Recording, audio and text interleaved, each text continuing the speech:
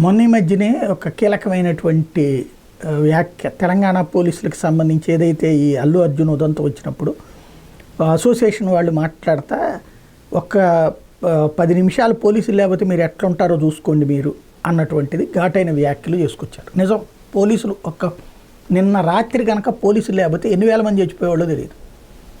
ఉభయ తెలుగు రాష్ట్రాల్లో మద్యానికి నిషేధం లేదు, ఎవరికి ఎంత కావాలంటే అంత తాగొచ్చు, ఇంకా ఎక్కువ తాగినా సంతోషమే.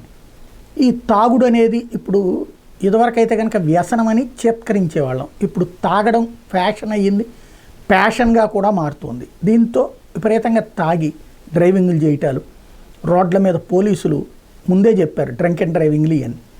నిన్న రాత్రి అంతా ఓ పక్కన కొత్త సంవత్సర సంబరాలు చేసుకుంటున్నటువంటి వాళ్ళు ఒకవైపు అయితే, ఇళ్లల్లో కూర్చుని టీవీల్లో కొత్త సంవత్సర వేడుకలు చూసుకుంటున్న వాళ్ళు కొంతమంది అయితే, ఇలాగ ఎవరికి వాళ్ళు జరుపుకుంటుంటే భార్యాబిడ్డలను వదిలేసి స్నేహితులను వదిలేసి దేశాన్ని కాపాడడం కోసం దేశవ్యాప్తంగా పోలీసులందరూ రోడ్ల మీదనే ఉన్నారు.